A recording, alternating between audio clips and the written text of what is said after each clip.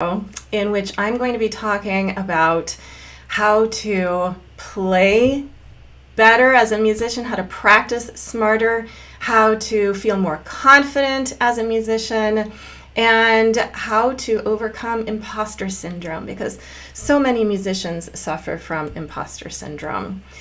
I'm going to be sharing the top 3 mistakes. And by the way, what I'm going to share with you today is really different from anything that I've seen anybody talking about, because it's really from a very holistic perspective. It's not what you're going to find in your violin lessons, or unless you have a very unusual teacher. And I'm not saying that there aren't amazing people out there, but from a holistic background as an Alexander Technique teacher, as a coach for musicians of all skill levels and all instruments, I'm coming at this topic from a really different perspective from what I've seen out there. So I'm going to be sharing the top 3 mistakes that I've seen professionals, and actually, to be honest, all musicians, not just professionals, make these mistakes. But these are the top 3 mistakes that contribute to imposter syndrome and keep you from feeling successful and fulfilling your artistic potential, even if you've had years of training and tons of performance experience.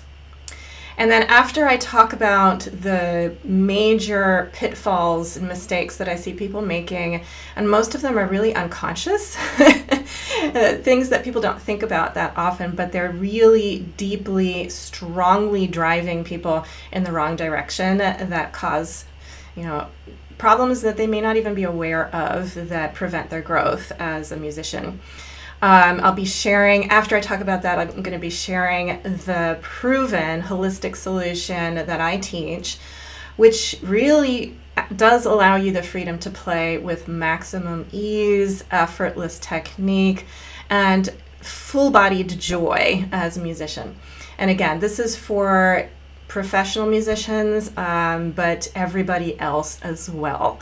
It's actually helpful information for non-musicians even. So if you're here with me, I would be so grateful if you would hop over to the comments and just say hello so that I know you're here and so that I know the sound is working and everything is up and running, because I'm not really seeing, I'm looking for my phone to see if I can connect to comments on the phone, but they should be popping up on my screen. If you could just let me know that the sound is working, that you're here with me. I don't want to keep talking. If this isn't working, I'll start over again. It looks like it is working, so we're good. Fantastic. Hello, somebody from Coronado, California. Thank you so much for letting me know that you're here with me and the sound is working great. If you want to share your name, if you are on Facebook or YouTube, then we can interact personally, but unless you give permission to eCam, that's the way the system works. I can't see who's chatting with me, but fantastic. Oh, Betsy, I can see your name. It's working. Thank you so much. Okay, I'm going to dive into the material. This video I'm giving you today, like I said, it's really going to be unusual, uncommon information that goes deep. And it's not the surface tips and advice that you can get from any music teacher on, practice techniques and strategies. And those are things that I help my students with in detail. We go into cutting edge practice techniques based on the latest research. But that's not what I want to talk about today, because you can basically Google that. You can go to any YouTube video, whatever. But what I'm going to share today is really different. So let me just dive in. Actually, before I dive in, there are always people who don't know me. I'm not going to do a big introduction, but just so you know, I am a professional violinist. I have been my entire life.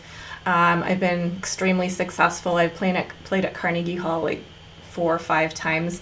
I've performed with the Pittsburgh Symphony Orchestra as soloist, the Berlin Symphony. I've won international competitions, blah, blah, blah. Basically, I've done a lot and been very successful, but I've made a personal decision. I made a personal decision a long time ago when I was 20, actually, to prioritize my spiritual life and my well-being and my relationships.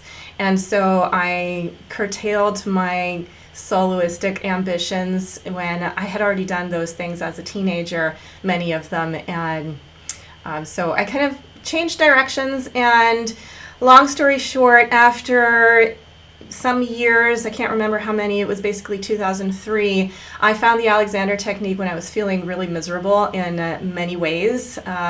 Physically, I had neck pain, and just emotionally, I was really not very happy. So the Alexander technique completely changed my life, and I just fell totally in love with it. What I teach now is actually a hands-free, no-touch version of Alexander technique called Primal Alexander, which allows me to teach people anywhere, and it empowers my students. This is why I choose to do it without my hands. It's because it empowers my students to think for themselves and not to become dependent on a teacher's touch, which is a more traditional way of going to a person's, an Alexander studio, having hands-on guidance in movement and so forth. I don't do that anymore. Like I said, because I want my students to know how to help themselves with the power of the mind. It just fascinates me what's possible. My students overcome pain, performance anxiety, excess tension. They learn how to move and play with effortless ease. And all of that is without any touch from me. So I love that. That's about me. You can read more about me on my website. It's www.artoffreedom.me. That's .me. Okay, enough about me. Now I'm going to dive into our topic of the day, and I'm going to kind of hop over here to see my notes. What I want to share with you, the topic of today's video is how to practice smarter, play with confidence, and finally feel like a real musician. And I'm saying that because a lot of the coaching clients who've come to me are professionals, and not all of them are professionals, but many of the professionals that come to me are really great musicians already, but they don't believe they are. And they have this sense that they're really not good enough. And no matter how hard they practice, how hard they work, no matter how many times they perform in public, they still don't feel free to be themselves on stage. They don't feel confident to really expose themselves. I mean, it's scary to be a performer. It just is. It's not natural. It's not normal to be up on stage in front of hundreds of people exposing your deepest emotions and your passionate love of life. So even the professionals get nervous. And when they come to me, I help them see why. And that's basically what this video is about.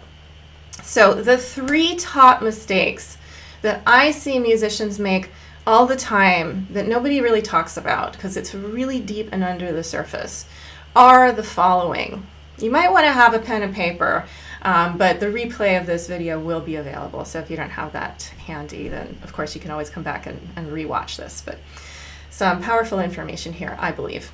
So the first problem that gets in the way of really fulfilling your artistic potential is feeling and being, really more feeling, disconnected from your true source of inspiration, your true authentic self, your being, your presence as a human being, as a spiritual being in this physical body, if you want to think about it that way, which I do. By the way, to appreciate my work, you do not need to have a religion or a spirituality. I like to talk about the creative spirit, and I feel that that is the same as love, and I think everybody can relate to that. So don't get tripped up when I talk about spirit. Just think creative spirit, love, we're all on the same page for that, right? I'd love your comments on that, by the way, if you want to. And please do interact and put your comments and your questions. And if you agree with, excuse me, sorry, if you agree with something, I would love to know. And if you have a question, I always circle back to all of the comments when I'm done. So even if I don't get to your comments during the video, I absolutely will interact with you afterwards. And it just is really helpful for everybody watching to have an exchange going on so that you can chat amongst yourselves while I'm pontificating here. So please use the chat. I'm very grateful. It also helps with the mysterious algorithm when you're engaged and interacting and share the video and blah, blah, blah. Okay, so that's the first mistake, is being disconnected from your true self, really forgetting. It's a matter of forgetting who you are, deeply who you are, your being. You feel disconnected from inspiration, from the true source of your artistry, which I believe strongly is actually your internal life force. It's what allows you to live and breathe and enjoy life and feel, even if you're feeling grief. As artists, we need to be so in touch with all of our emotions so that we can convey them to the audience through our music, so that we can play the rage and anger and fear that comes up in Stravinsky or, whatever the pieces that you're playing. Huge range of emotions. You can't really make great art if you don't have access, immediate access to the full range of human experience and emotions. You don't have to experience anything a human can, that's not impossible, but you need to have the capacity to imagine and experience the feelings, the infinite feelings that we are capable of as a human being. You need to have that infinitude within you and be connected to that life force. And that life force is not just within you, in your cells, in your heart, in your lungs. It's in the air that you breathe. It's in the world around you. That spirit is everywhere, omnipresent. And when you're open to that and you can start to connect with that around you and above all within you, then you're also connecting to that heartfelt childlikeness that's curious and eager and excited and motivated and willing to make mistakes and try new things. There's a spark. There's I don't know. I mean, as I'm talking, I feel the goosebumps because just talking about it makes me excited. And I don't know if you're picking up on that, but I feel really strongly that even online with me here in Cincinnati, Ohio, and you, wherever you are, in California or the Ukraine, God forbid, God, poor people in Ukraine. That's just the word that popped into my mind. I don't know why. Wherever you are in the world, I feel that we are very much connected. Okay? And that's because I'm connecting to myself and that source of inspiration and light and joy, and just talking about it makes me excited. So that's the first problem musicians have. And it really does lead to imposter syndrome down the road, and I'm going to show you how and why. But mark this one down. Disconnection from your true self, your authentic being, the true source of your creative mastery, your artistic mastery, which is the life force, your creative spirit. That's the first problem. Okay. When you're disconnected from all of that, when you're disconnected from your true self, then guess what? What else are you going to be connected to? Well, you're going to start to identify with that word, the ego, thing that people don't really talk about much in the music world, but we all know the musicians who are full of ego. They're full of themselves. We talk about it all the time about other people, but guess what? We are all like that. We are all identifying with our separate egoic selves. The illusion, because it is an illusion. We start to believe in the illusion that we are separate from ourselves, actually, but separate from others, that we're separate from our audience members, that we're separate from the conductor, that we're separate from our stand partners and the other people in the band, right? It looks totally true, and it feels true that we are separate. I mean, I look around the room and I'm the only one here in the room. I can't even see you. You can see me, but I can't see you. So I could easily start to believe that I'm here all alone and I'm separate from you. But I know better from lots and lots of experience to the contrary. And it's a matter of shifting what I'm focusing on, shifting my attention. First of all, it's a matter of informing myself and learning about a different way of thinking and seeing the world, But I've been doing that most of my life. So it's actually not that hard for me. In fact, I could switch just like this into knowing with my whole self that I am totally connected with you and everybody else out there and the whole world and this desk that I'm touching and this, yeah, it's like we are connected. And actually, science is confirming this more and more and more. If you go to quantum physics and if you really think deeply, if you just pause for a moment and think about how the atoms that everything is made up of is mostly space. Well, I'm not so different from you, right? And where does space end? All of space is connected. So we are intimately connected. And I just want to put that out there because if you decide to build your life on the belief that you are separate from others, and you emphasize that separation over connection, that creates an atmosphere of comparisons and competition. And that, going into that direction of comparing yourself with others, and even comparing yourself to an ideal version of yourself that you feel like you can't live up to. Can you connect with that?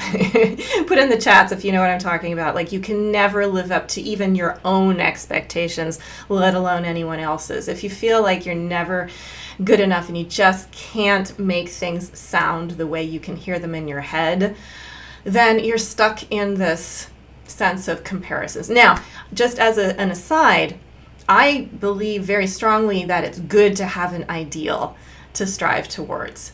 But that's not what I'm talking about right now. Okay, I'm talking about comparing yourself to other people in a way that makes it all too easy for you to fall short and start feeling bad about yourself. And having a competitive mentality takes you out of the sense of gratitude. And gratitude is a key to feeling to taking in the goodness of that life energy and inspiration that I was talking about in number one. Okay, so when you're identified with your ego, this is also really important with this number two sense of separation and ego. When you're identified with your ego, you're doing the things that you do with this body and with this mind, the things that you're doing become more important than your being. And then your self-worth, your sense of self-worth starts to seem like it's dependent on what you do, what you produce, the music that you're making, and then what other people think of it and how they are valuing your actions. You start to become other-oriented. It's a funny paradox. The more ego, the more your ego grows and the more separate you feel from others, the more externally oriented you are actually, as you're always looking out to see what other people are doing, and if you measure up to what other people are doing.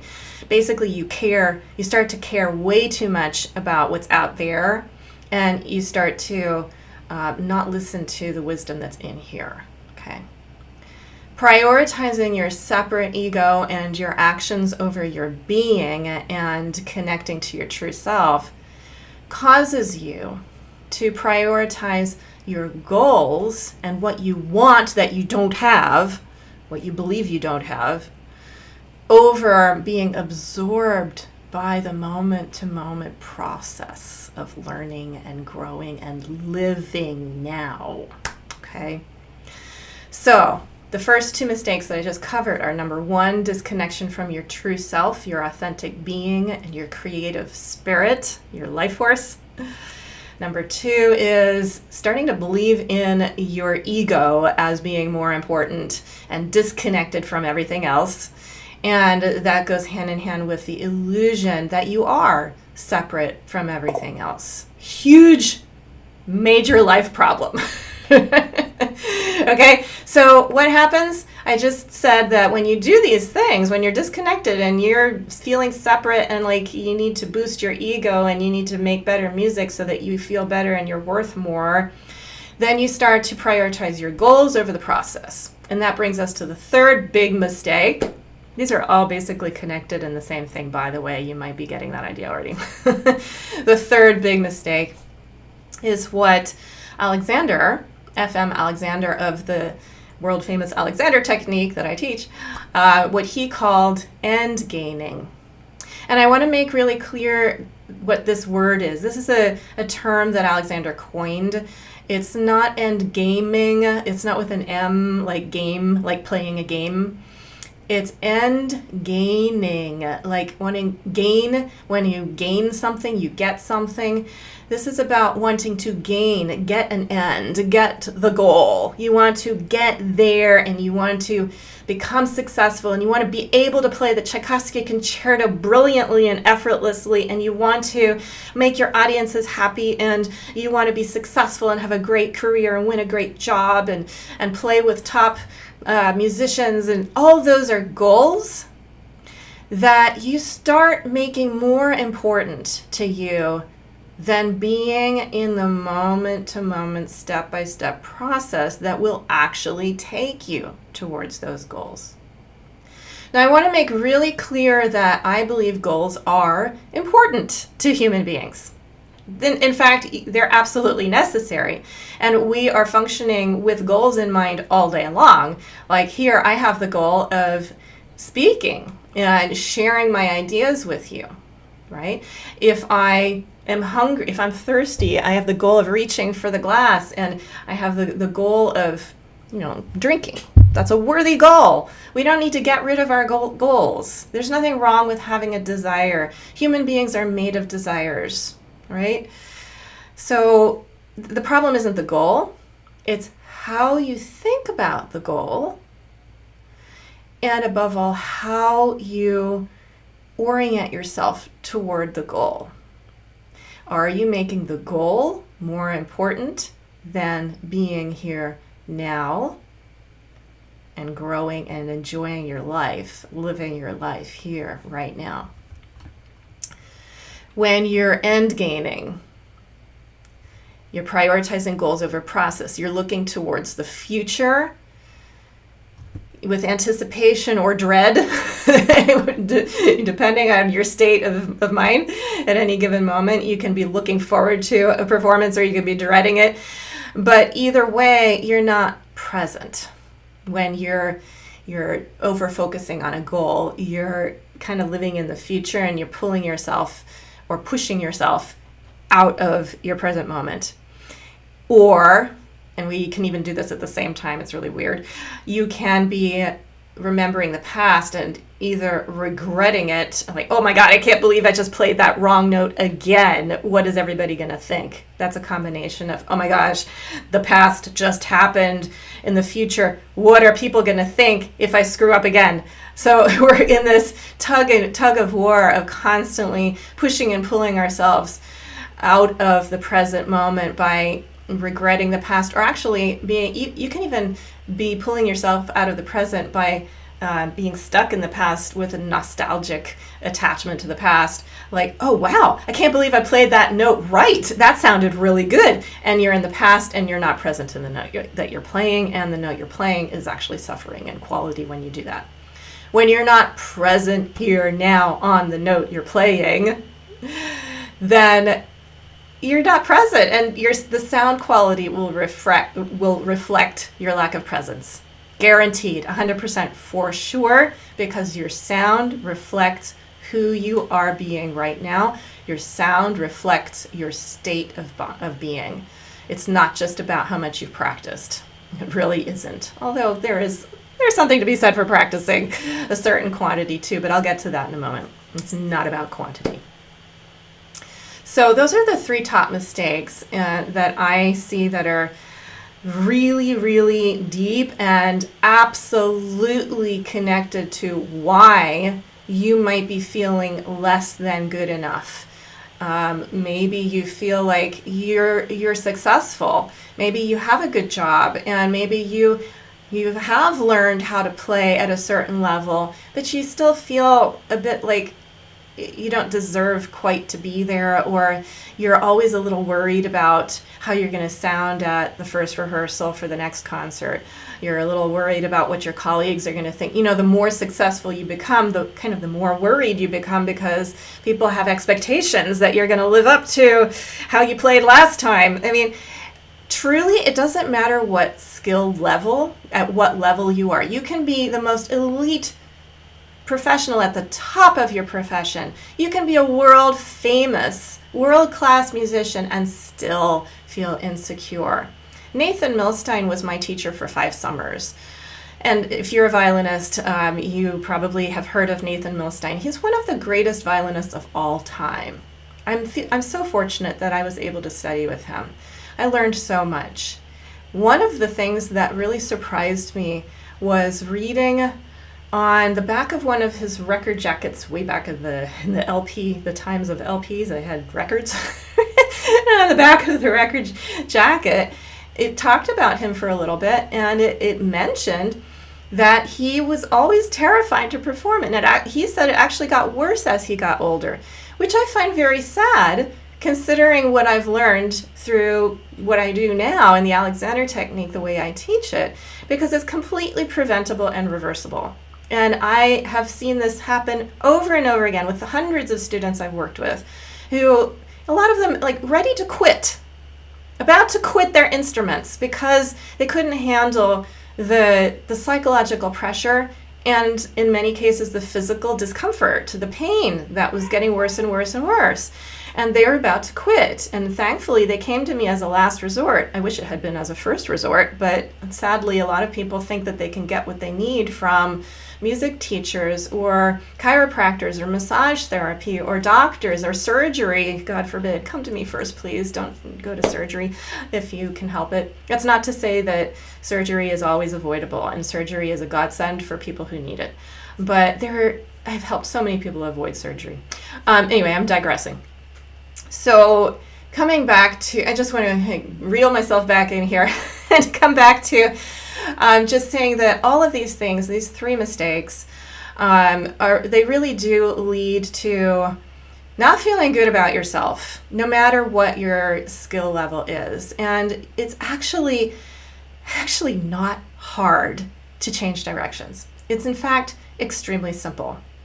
And the process that I teach, it's so simple that it's always boggling my mind to see how people start to improve on day 1 in any program they take with me. They start to do the awareness etudes that I teach based on Primal Alexander. Primal Alexander is a system of teaching the Alexander technique without the hands, created by my partner Mia Morales, who's been in the Alexander world for nearly 50 years. And this is pure Alexander technique, back to the foundations, the principles. It is the real thing. Alexander taught without his hands in the beginning, and he solved his own performance problems without being touched by a teacher. So if you have any doubts at all that what I teach online is the real thing as far as Alexander technique is concerned, please you don't have to take my word for it, but try it out. Ask me and take my 5-day challenge. It's free. I can link to that later. I just thought of it now, but you could try it out and find out for yourself and ask me questions. Send me a private message about anything, anytime, or email me at jennifer@artoffreedom.me, and I'd be more than happy to chat with you about whatever questions you might have or about your unique situation and how I could help you. Okay, so moving on to the second part of this video, I want to talk about next, I'm going to talk about what people usually do when they're feeling bad about themselves, when they are in pain, when they have excess tension, when they're suffering from feeling like they're not good enough. I'm going to talk about what people usually do and why it doesn't work. And then I'm going to share the holistic solution that is guaranteed to work. And I've seen it happen not just with myself, but with, like I said, hundreds of musicians. Everybody who sincerely, tries out the very simple steps I give them is guaranteed to improve, or their money back, basically. So it works. I feel so strongly about it because I do it myself, right? So just really briefly, what people usually do when they feel not good enough. And tell me if you can relate to this. Setting aside the pain, well, with pain, it's really, obvious. People go to the doctor, they go to physical therapy, they go to the chiropractor, they get massages. They basically look at the physical body as if the physical body were the problem. And that's logical because you feel the pain physically. So if you have physical pain, you think, well, I have a rotator cuff issue or I have tendonitis, so obviously it's a physical problem. It's not ever just a physical problem. That's not to say that the doctors and all those people can't help you, but in my very strong belief and experience, I have seen people who are, their problem is solved by going to getting surgery or whatever, but then after a while it either comes back or it shows up somewhere else in the body. And that's because the surface problem may be physical, but it's the deeper problems that I just talked about that are at the root of the problems we have as musicians, whether it's a physical problem, whether it's performance anxiety, whether it's imposter syndrome, which I'm stressing today, it's a lack of confidence. All of the problems that musicians have show up as excess tension in the body when they play, whether they're aware of it or not. I have a person in mind. I've truly worked with professional, highly skilled musicians who sound great and are doing really well, and they are so full of tension. I see it, I feel it, I know it, and they're oblivious to it. But they're not happy and they don't know why. It's all connected. There's always a physical component, an emotional component, a mental component. What I mean by that is like how you're thinking about yourself and your music, how you're approaching your instrument and your daily life, how you're approaching your practicing, how you think about practicing, how you think and feel about performing. All of those things can manifest as pain, as emotional difficulties, as a feeling that you're not good enough, okay? It's one thing.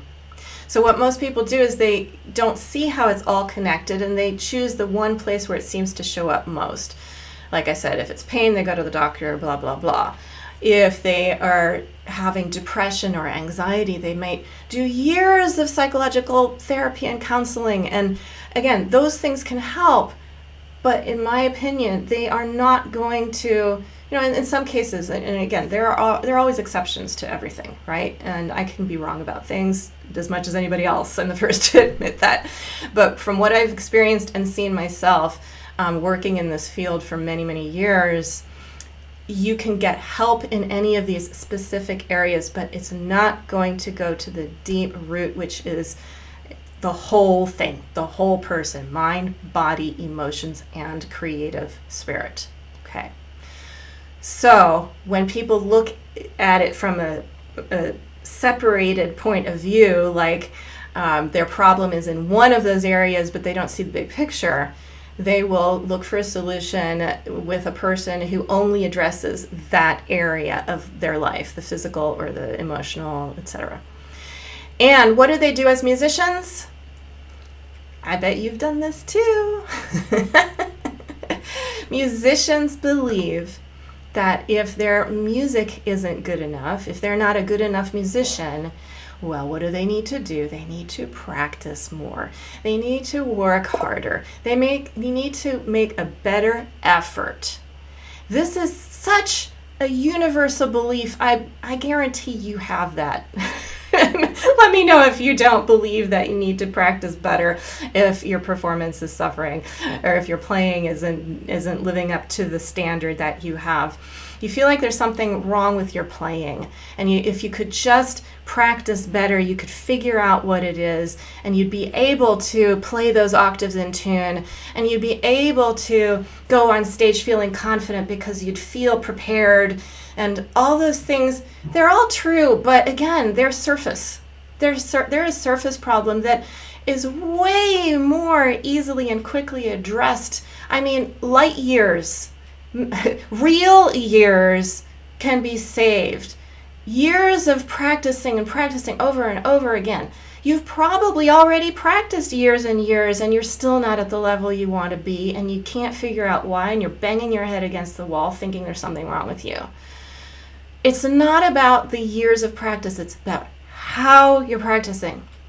And it's not just about the specific, fancy practice techniques like interleaving practice, which is great. I love interleaving practice, by the way. It's not about those specific practice techniques. It's about how you are bringing your whole self to your instrument. Okay.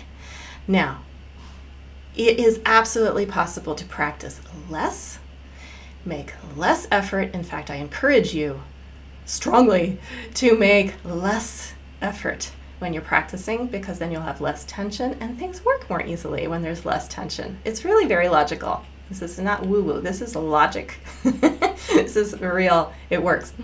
So you actually can get way more done and learn way faster, improve your technique so much faster and better if you practice less hard, work less hard, make less effort.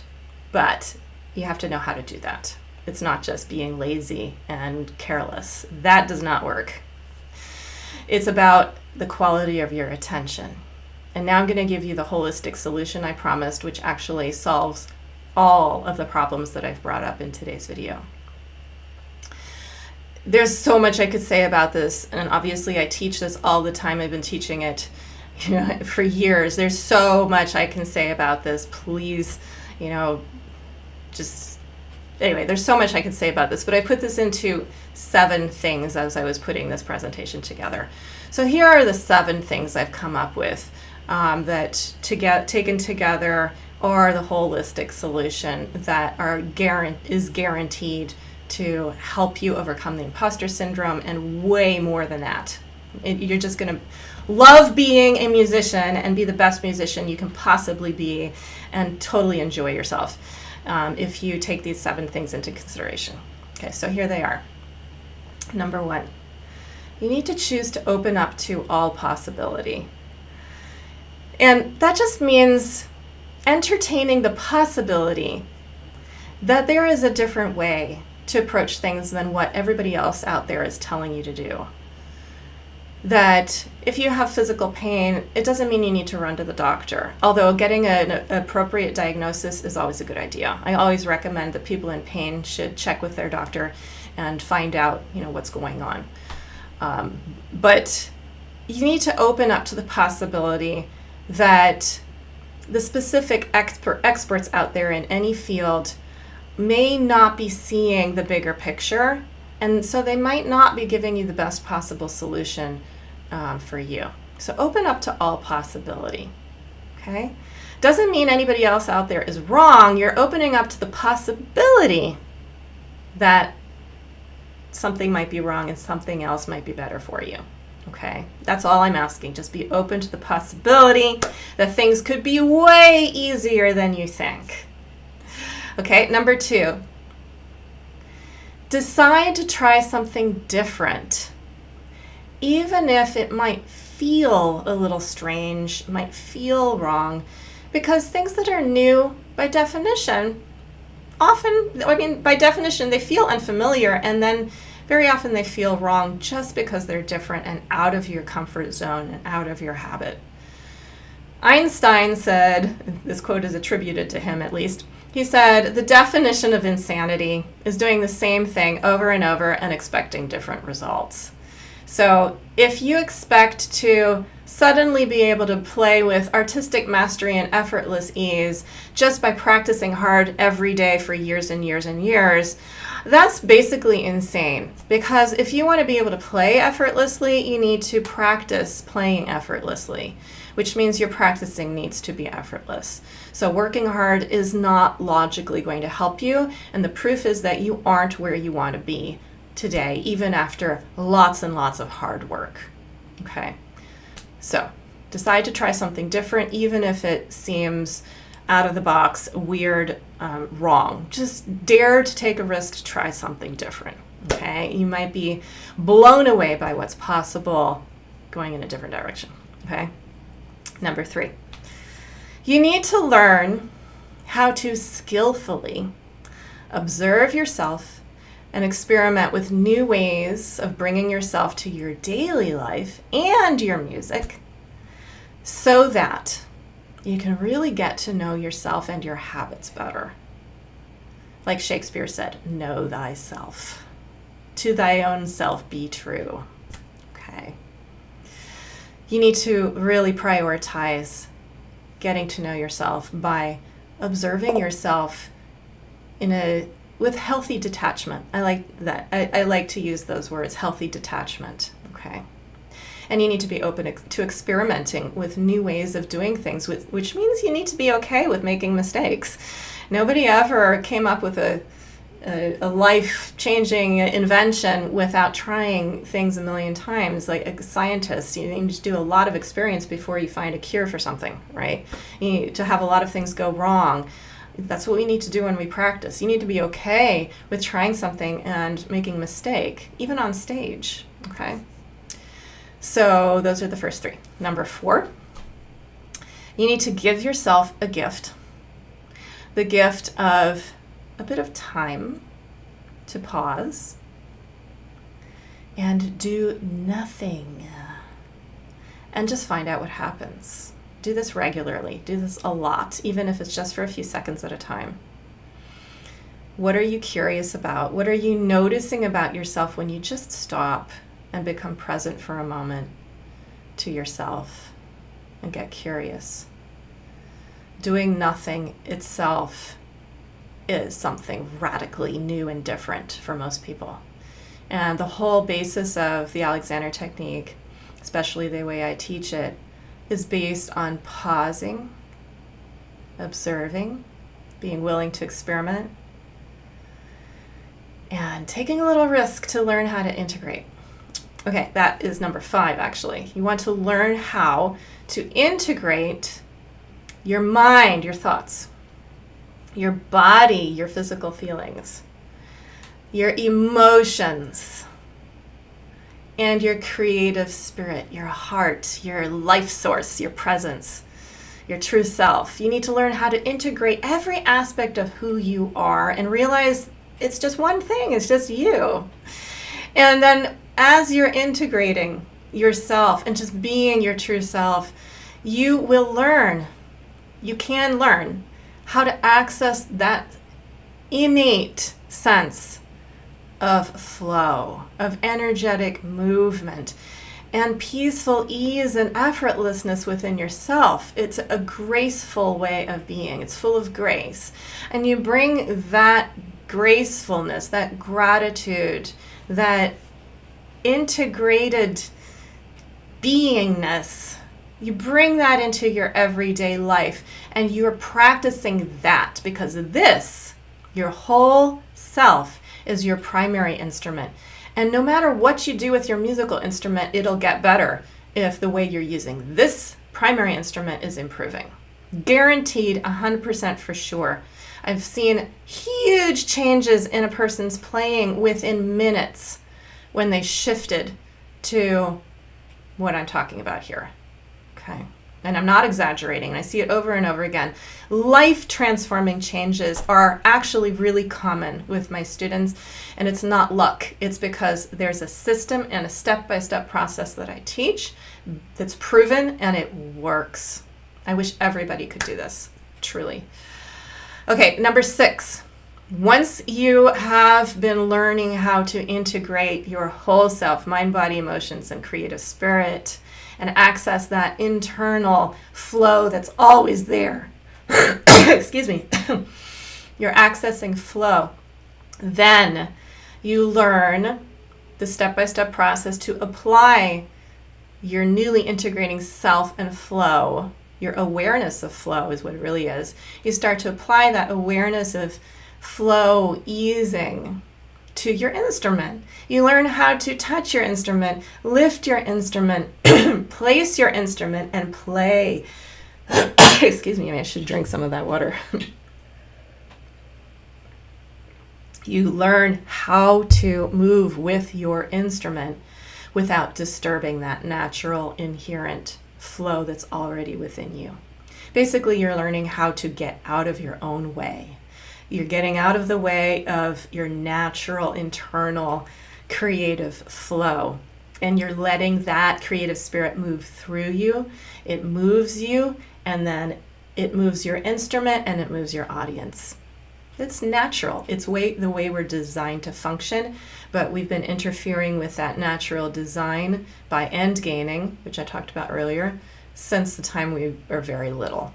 It's not our fault. It's mostly our society. It's how we've been brought up. We've been trained to focus on goals and go get them and work hard. It's not our fault, but we need to learn how to let go of all that and let things be easy. Things are made to be easy. Things are made to flow and be effortless. But first you need to learn how to tap into that, and then you need to learn how to bring that to your instrument, which means systematically noticing the negative thinking, the self-critical thinking, the imposter syndrome, all that clutter in your mind. You need to know how to clear that out of the way and think constructively instead. Okay. So once you've learned how to apply all this to your instrument, then you can be applying it to the specifics of your practicing, your technique, your octaves, your scales, your arpeggios, your Sibelius, your Sanson, your Stravinsky, and your Suzuki pieces, whatever you're playing. Yes, we go into highly, highly detailed specifics of intonation, tone quality, all the things that a regular music teacher does, I do, but in the context of letting it be easy with flow. And it's just so much more fun to see the progress and to know that you're improving not just playing your instrument, but every area and everything in your life. And you just start to feel so much more in touch with joy and liveliness. It's a beautiful thing. Okay, so those are the first 6 things. The last thing is number 7.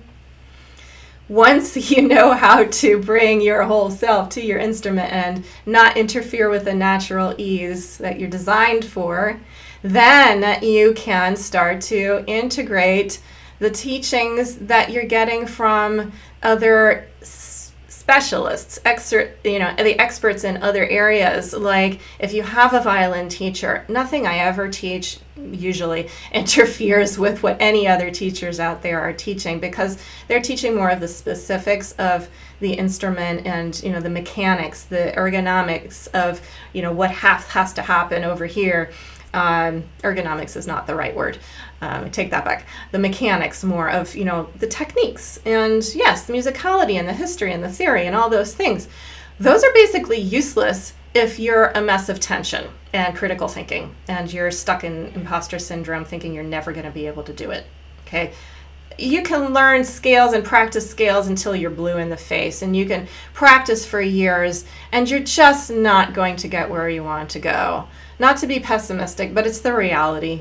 I'm just going to be blunt. You can practice and practice and practice and practice and practice and practice, and you'll get better, but you're not going to be able to play the way you really want to and the way you really can if you have this myopic vision on just the specifics, like what do my fingers have to do and what does the bow have to do and all those specifics. Those are the last step. You learn how to integrate those things once you can be present and free-flowing and lively and creative and curious, and you're willing to try things without getting too attached to getting them right. Okay? You learn how to be carefree and careless without being careless. And you bring that carefree, childlike attitude of curiosity and experimentation to make the most of what those experts out there, those specialists, are telling you. And like I said before, you can have the best teachers, the best massage therapists, the best doctors out there, but they're trained to look at a part. They're trained to look at what fingers do, what notes do. They're not trained to help you improve the use of this instrument. That's what I do. Okay, and everybody without exception improves how they play their instrument when this instrument is working well. And it's natural. It's the way it's designed. It's not hard. It's just like the fish doesn't know it's in water and the bird doesn't know it's in air, we don't know we're living in ease and light and joy. And we actually have to wake up to that and learn it. And because we've practiced a different way of living for so long, it actually takes a lot of consciousness, decisions, determination, commitment, consistency, a decision to do things a different way. And it requires practice, because the use of this primary instrument, what Alexander called the use of the self, is, even though it's natural, it is a skill. It is a skill to coordinate your whole self and consciously, and to integrate yourself with easing and bring that easing to your musical instrument. It is a skill, and not only is it a skill, it is the most important skill you could ever give yourself in life, because you bring this primary instrument to your family, your relationships, your day job, if you have a non-musical day job. You bring it to I have a student who does fencing. You bring your primary instrument to how you do fencing. This has to come first.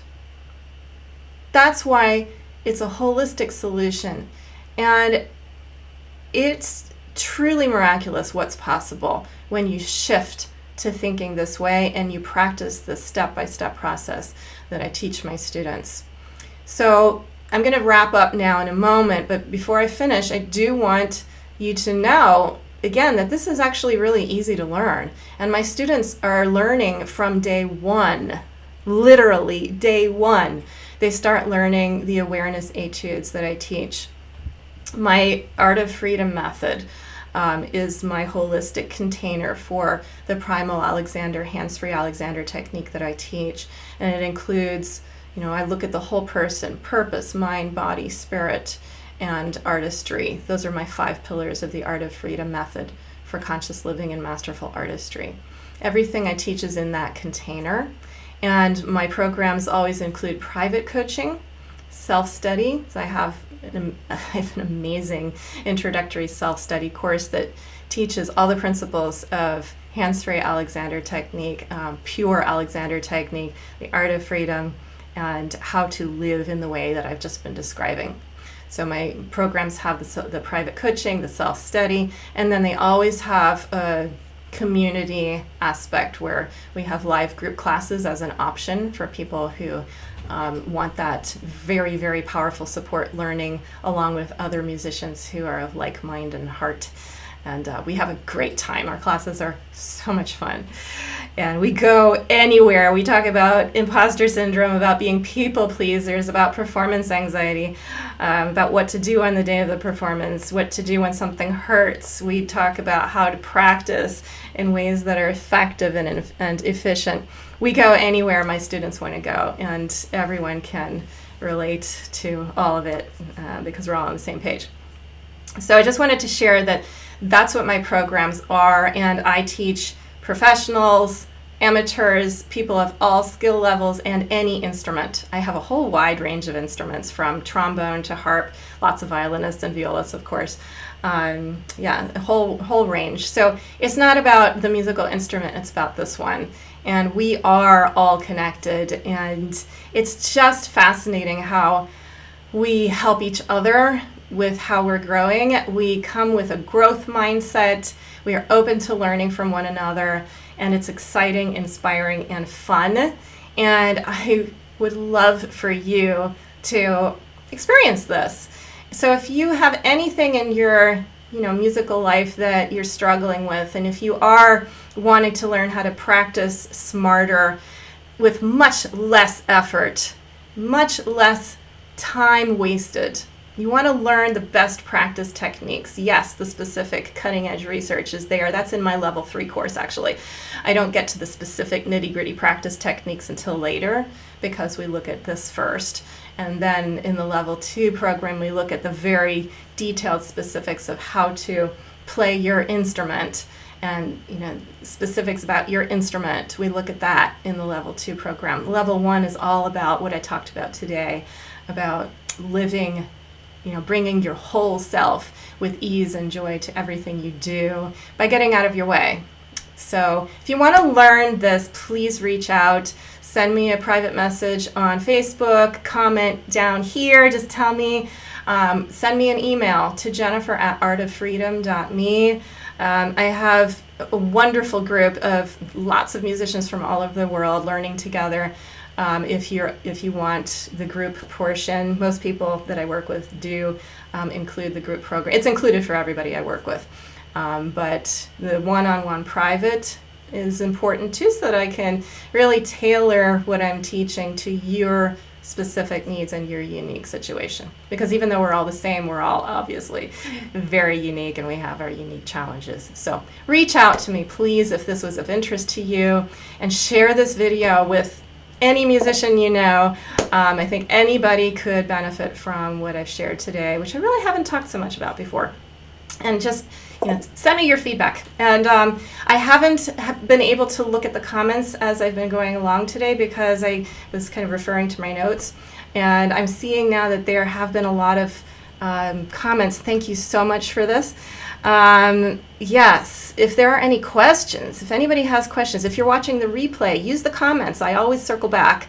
And if you tag me, I'm even more likely to see it, but I always circle back and check out the comments. I get notifications and I respond. So if you have questions, please put them in here and I will answer. Thank you so much for all of the comments that you've given today. And like I said, if you can subscribe to my YouTube channel and share my videos and like them and blah, blah, blah, it's very helpful. I appreciate your support. And yes, share it with people because this is really important material that everyone, I believe, needs to know and look at. So thank you so much for being here. And I'll see you next time. Come join my Facebook group if you're on YouTube and you're not a member, or you're on Facebook and you're not in my Facebook group yet.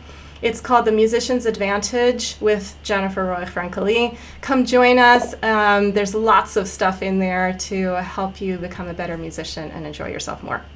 So, see you next time. Lots and lots of love. Enjoy. Bye.